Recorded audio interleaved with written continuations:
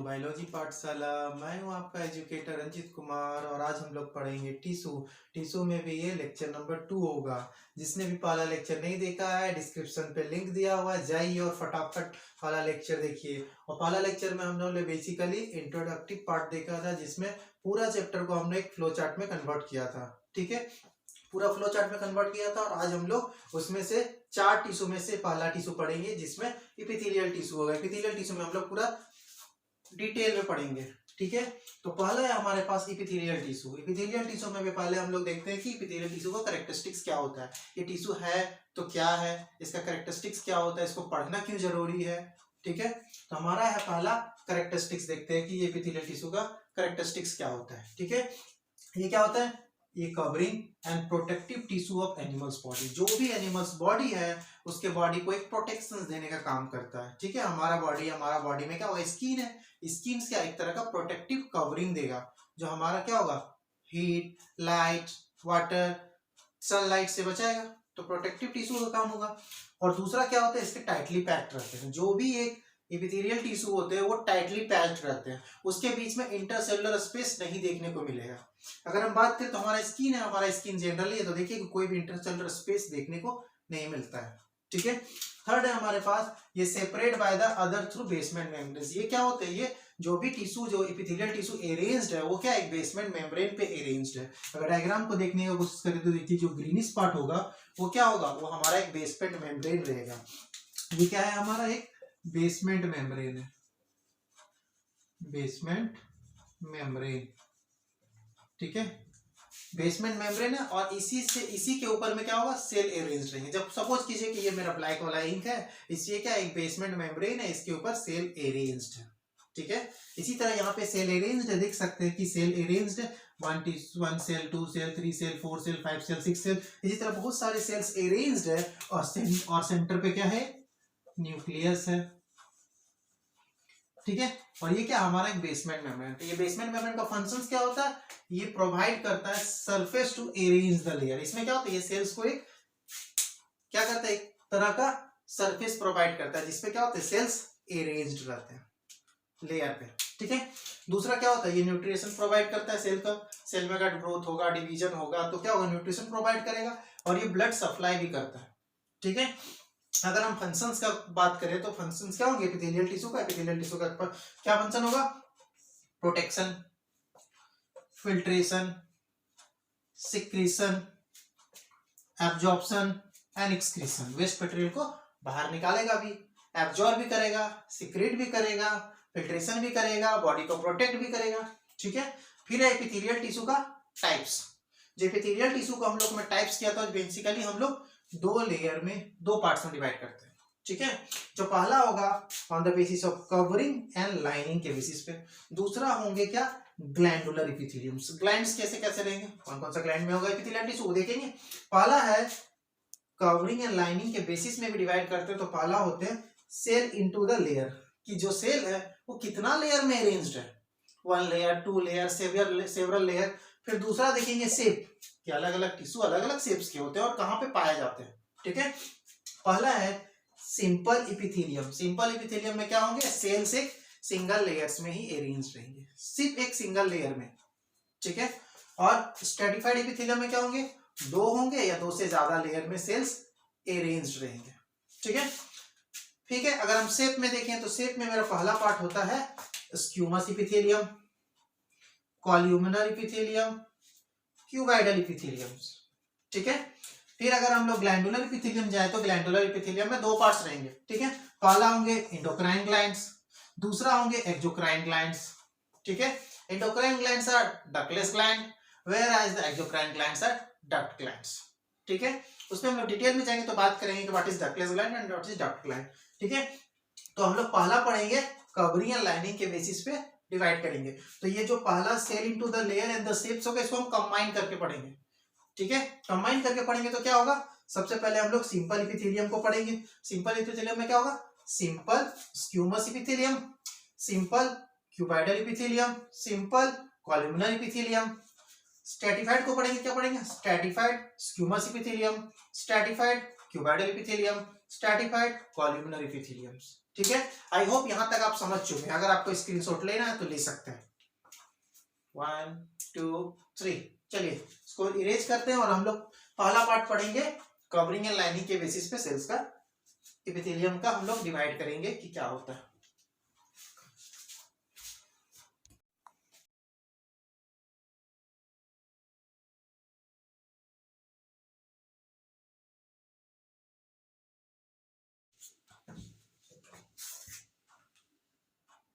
Part है covering and lining of epithelium tissue. पहला part में हम जिसमें जिक्र करेंगे कि covering and lining of epithelium tissue, जिसमें हम लोग क्या किए थे, दोनों को मर्ज किए थे। क्या दोनों को मर्ज किए थे? सेल इनटू द लेयर, जिसमें हम लोग बताए थे कि सिंपल रहेगा तो 1 लेयर में, स्ट्रेटिफाइड रहेगा तो 2 या मोर लेयर में, और शेप में किए थे स्क्यूमस, क्यूबाइडल, कॉलम्नर क्या है उस पर जिक्र किया था। तो पहला हम लोग एक्सप्लेन करेंगे, उसके अंदर में बोले थे कि सिंपल एपिथेलियम को पहला जिक्र करेंगे।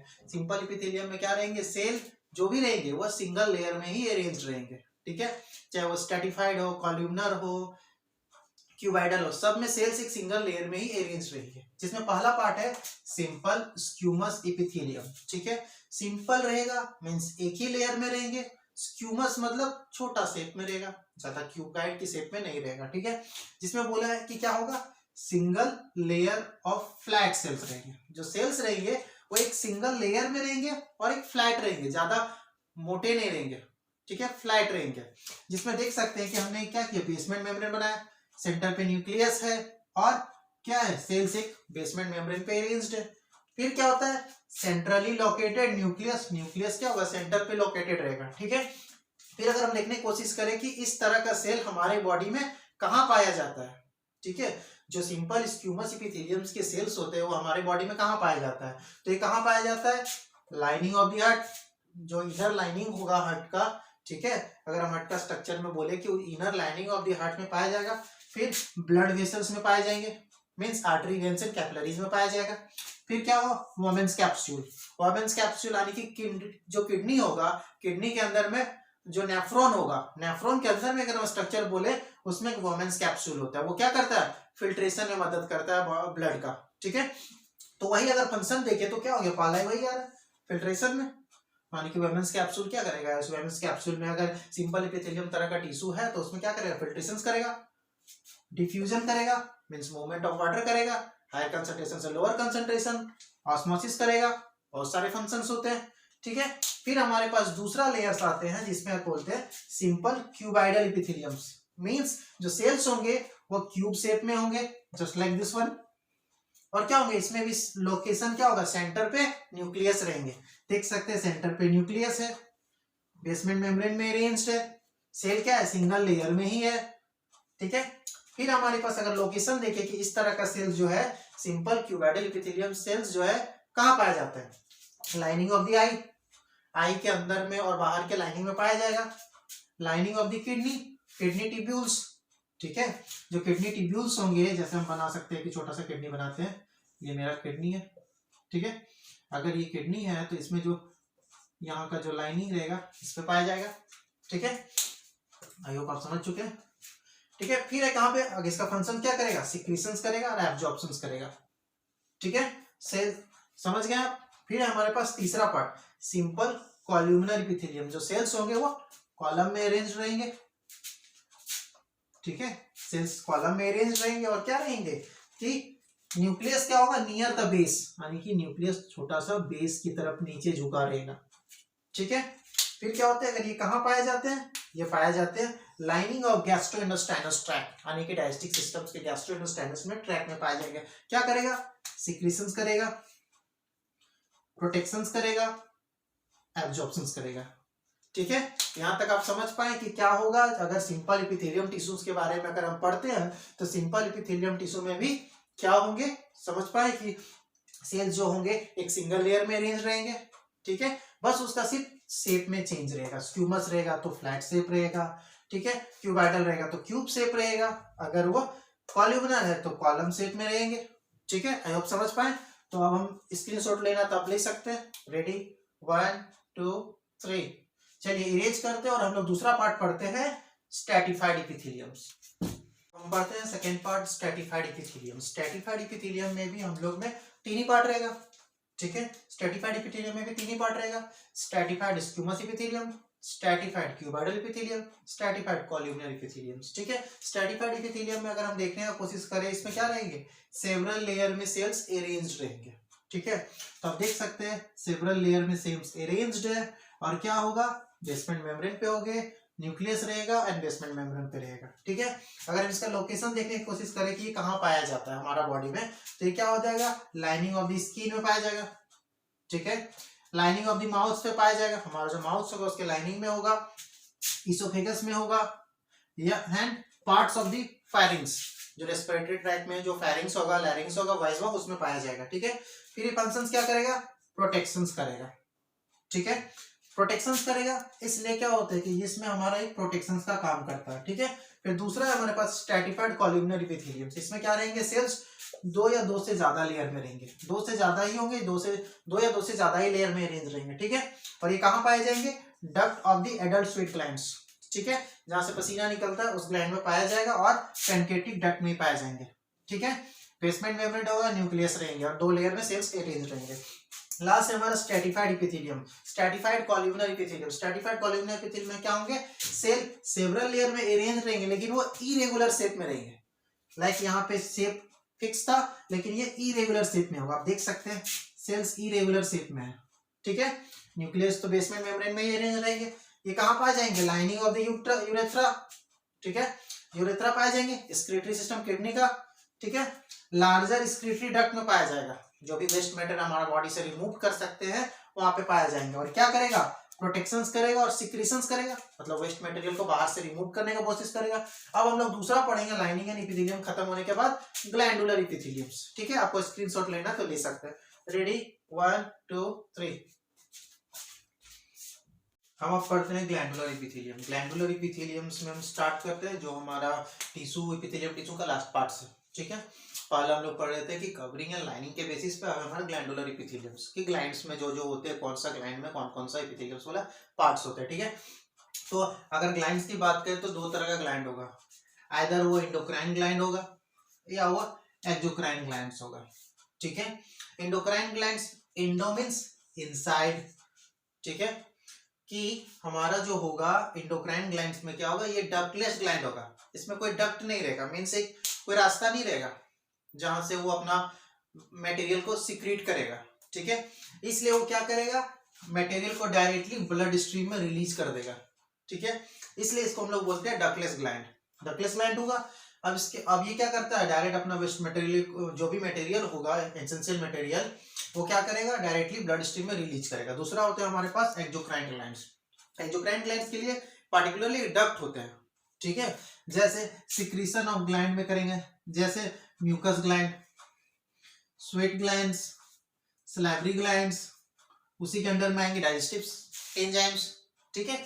जो भी ये सिक्रीट होगा, इसके लिए पार्टिकुलर डक्ट होते हैं। ठीक है। अब जो अगर हम देखने की कोशिश करें इंडोक्राइन ग्लैंड्स को, तो इंडोक्राइन ग्लैंड्स का अगर लोकेशन हम देखें कि ये पाया कहाँ जाता है। ठीक है। पहला हमारे पास पिट्यूटरी ग्लैंड, जो कहाँ पाया जाएगा, बेस ऑफ द ब्रेन। ठीक है। जो बेस ऑफ द ब्रेन रहेगा, मान लेते हैं ये हमारा एक ब्रेन है। ठीक है। तो बेस पे पाया जाएगा, यहाँ पे तुम्हारा होगा क्या, पिट्यूटरी ग्लैंड। ठीक है। फिर हमारे पास पीनियल ग्लैंड कहा जाएगा ब्रेन के पास, तो आप मान लीजिए यहाँ हमारे पास क्या है, पीनियल ग्लैंड है। फिर है थायराइड ग्लैंड। थायराइड ग्लैंड कहाँ पाया जाएगा, नियर द किडनी। तो देख सकते हैं हमारा ये किडनी है, तो वहां पे पाया जा रहा है। सॉरी थायराइड ग्लैंड कहाँ पाया जाएगा, यहाँ पे पाया जाएगा। ठीक है। कहाँ पे, लैरिंग्स के पास। ठीक है। एडिनल ग्लैंड कहाँ पाया जाएगा, किडनी में पाया जाएगा। बेसिकली हमारा कहाँ किडनी होता है। ठीक है। पेनक्रेटिक ग्लैंड्स स्टमच के नीचे पाया जाएगा। सपोज करते हैं यही हमारा स्टमच है, स्टमच के नीचे यही होगा। ठीक है। फिर हमारा ओवरी होगा। ओवरी में क्या होगा, फीमेल होगा तो फीमेल में ओवरी होगा, मेल होगा तो टेस्टिस होगा। तो ओवरी कहाँ जाएगा, पेल्विक कैविटी में पाया जाएगा। ठीक है। और स्टमच का और जो टेस्टिस होगा वो स्कोटम में पाया जाएगा। तो इतने सारे जो इंडोक्राइन ग्लैंड्स, इसका फंक्शंस क्या होगा, ये क्या करेंगे, सारे ग्लैंड क्या करेंगे, इंडोक्राइन ग्लैंड्स हार्मोन सीक्रेट करेंगे। और जो भी हार्मोन सीक्रेट करेंगे वो क्या करेंगे, हमारे लिए एसेंशियल एक्टिविटी कराएंगे। ठीक है। फिर ये दूसरा होता है एक्सोक्राइन ग्लैंड्स। ये कहाँ पाया जाएगा, स्वेट्स ऑफ द स्किन में पाया जाएगा। डाइजेस्टिव ग्लैंड में पाया जाएगा। ठीक है, इसमें क्या करेंगे, डाइजेस्टिव ग्लैंड में सलाइवरी ग्लैंड जो यहाँ पे होगा, सलाइवरी ग्लैंड माउथ के पास, ठीक है, वहां पाया जाएगा। फिर ये इसका फंक्शंस क्या करेंगे, ये प्रोड्यूस करेंगे बहुत सारा स्वीट्स प्रोड्यूस करेंगे, स्वीट सलाइवा प्रोड्यूस करेंगे, डाइजेस्टिव एंजाइम प्रोड्यूस करेंगे। ठीक है, ये हमारा एपिथेलियल टिश्यू, एपिथेलियल टिश्यू यहाँ पे खत्म होता है। ठीक है, एपिथेलियल टिश्यू हमने पूरा जिक्र कर लिया, पूरा को हम लोग डिटेल में पढ़ लिया है। ठीक है, अभी हमारा एपिथेलियल टिश्यू खत्म होता है। आई होप कि हम पूरा आपको एक्सप्लेन कर पाए। ठीक है, और हमारा वीडियो यहीं समाप्त होता है। अगर वीडियो आपको अच्छा लगे तो लाइक करें, सब्सक्राइब करें, दोस्तों के बीच में शेयर करें। ठीक है, अगर हम नेक्स्ट वीडियो में मिलते हैं जिसमें हम लोग कनेक्टिव टिश्यू के बारे में जिक्र करेंगे। Thank you.